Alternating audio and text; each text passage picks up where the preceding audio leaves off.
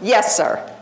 I want to ask a question using your Customer Appreciation Day. We do an end user trade show every year, and my question is, knowing that, how would you tie that into a Customer Appreciation Day? That seems like a trigger for you that might work well. A customer appreciation, I'm not sure what your question is. Well, I'm looking for your input. We run an end user trade show. Okay. How we look at ideas, but how can I turn that into a Customer Appreciation Day? What thought would you have? Okay, for a Customer Appreciation Day, I would have a gift for every customer that comes to show them how much you love doing business with them. You might want to tie it into Valentine's Day, which is coming up. I don't know what time of the year, but you can do something with hearts. We love our customers, or we think our customers are fabulous. Who doesn't want to be appreciated and acknowledged? Anybody in here? All of us do. A little tiny thing like a coffee mug that you can get for as little as 99 cents and, upwards of $5, and you put a cute little slogan on it. People love to get the things in our business. There is no doubt about it. They absolutely love to get them.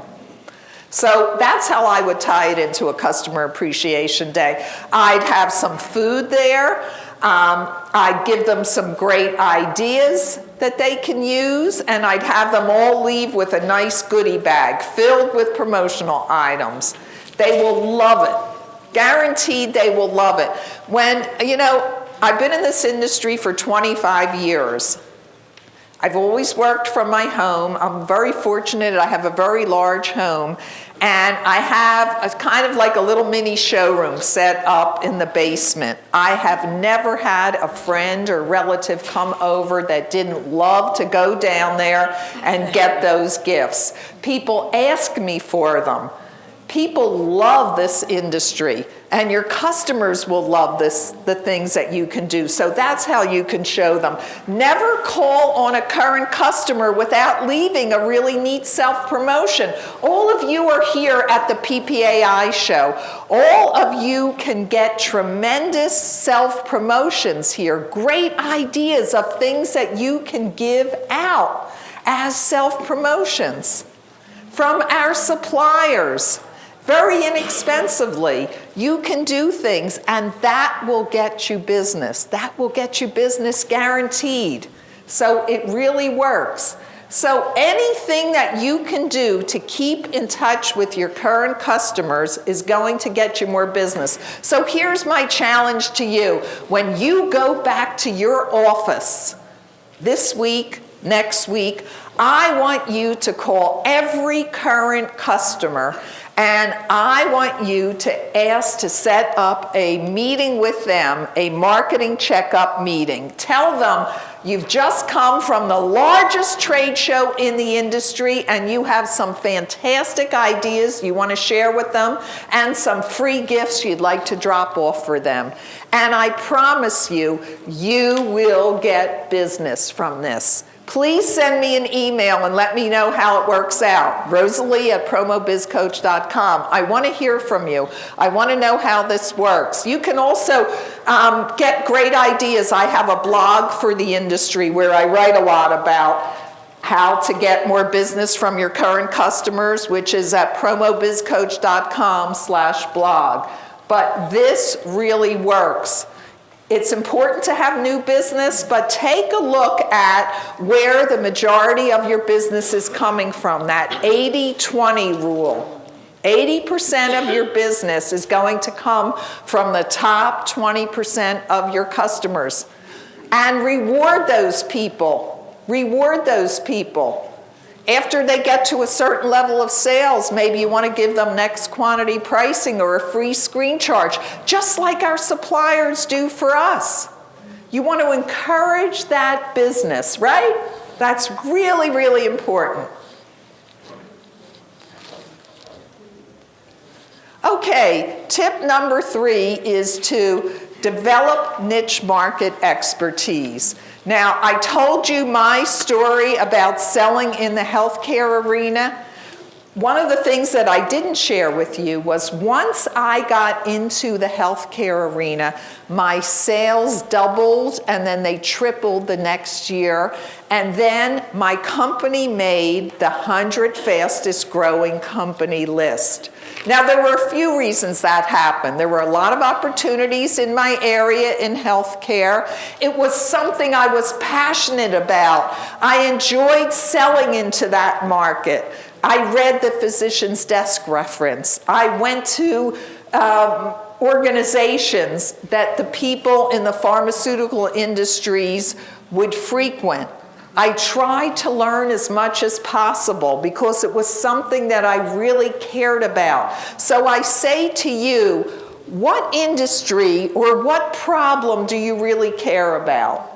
What makes, what gets you excited? What kinds of people do you most like to call on? Would anybody like to share something, a niche market that you've explored? Yes, sir. Veterinary offices. Okay, now how did that happen for you? Oh, by taking a dog to the... Okay, so you're passionate about your dog. Yeah. Okay. Basically covering the veterinarian industry. Okay, what kinds of things do they buy? Needless to say, the countertop pens, calendars for promotion, and then I use a small vinyl folder that for pet care records. Okay. When the person that owns a pet goes to the vet, they bring the pet records with them. Okay, so this gentleman is saying, tell us your name. Rocky Braun. Rocky is saying that he focuses on veterinarians. He's got a dog. Obviously, you're passionate about your dog. Don't come between people and their dogs. I can tell you that right now. I've had dogs in the past. We just came from visiting our children who have 2 dogs that my husband and I take care of because they have a new baby. And people are passionate about their pets. The pet market is huge. It may sound silly, but calling on veterinarians, there are a lot of things that you can do. Susan, you've done some work in that market, haven't you? That's the market I'm going to target this year. Okay, good. Let me know how you do with that. Let me know how you do with that. It's a fabulous market. People will spend just about anything for their pets.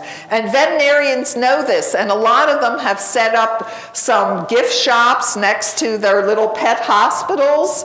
Suggest to them some items. So that's a great idea. Thanks for sharing that. Who else has a niche market that you have pursued that has been lucrative for you or something that you enjoy? Yes? Marketing firms. Marketing firms. What kind of things do they buy? It's not necessarily what they buy, it's that their approach is even more targeted than the end user usually, because they're developing the whole program around a product. Mm-hmm. So by working with them, you can get in by having a presentation that's not only their marketing focus, but providing products that go along with it. Okay, so marketing firms are like advertising agencies. They already have the client. So they're using you for some ideas, and you have kind of an alliance with them, which I'm going to talk about. Okay, thanks for sharing. Who has another market? Debbie. Pet cemeteries and regular cemeteries. Wow, okay. Now that's one that people don't talk about, but obviously, no pun intended, it's not a dying market. They give a lot of stuff away to entice people to bring their pet there after they die. Okay, so Debbie's saying pet cemeteries and regular cemeteries. The funeral market is a lucrative market. Unbelievable. It's certainly not affected by the economy. So, okay, I have somebody saying something. What was that? What does she sell to those markets? What do you sell to that? They'll buy just about everything. You're selling them stuff so they can pre-sell their services to the pet owners. So once the pet dies, they know they're going to bring their pet there. They've already bought the space, just like people in a regular cemetery already buy their space. And they'll buy everything from dog leashes to cans with cookies in it to I've done reflective dog vests, just about almost anything you can think of, catnip. Basically what it is, from what Debbie's saying, and this can work in just about any market, it's a goodwill gift. They want you to have a positive feeling about them. And when people get gifts, and this is one of the best things about our industry, when people get gifts, they feel obligated, they remember. So that's great. That's terrific. They're out doing trade shows to sell to the public. Right, absolutely. Now here's another idea for choosing your niche. For many years, I did a lot of work. I live in Philadelphia, Pennsylvania. I did a lot of work in the hospitality market. I sold hundreds of thousands of little Liberty Bells to conventioneers that were visiting Philadelphia because that's what we're known for. I would highly recommend that you visit your local CVB, Convention and Visitors Bureau. Consider becoming a member. They will only do business with members. And there are tremendous opportunities for you there. The hospitality market, if you live in a place that people like to visit, well-known places, can be very good for you. So think about the industries that you want to target, like healthcare or education or technology. Think about the problems you solve. That can be a niche as well. For example, you can focus on just fast service. Maybe you're the person that just is great at turning things around in 48 hours or 72 hours. That can be a niche. Years ago, when I first got into the promotional products industry, Bullet Line, which is still a supplier, was the first supplier to focus on fast service. All the other suppliers copied, but they used the name Bullet Line because years ago, for those of you that are older, there was a show called The Lone Ranger, and he was faster than a speeding bullet, okay? That's how they got that name. So that can be a niche for you.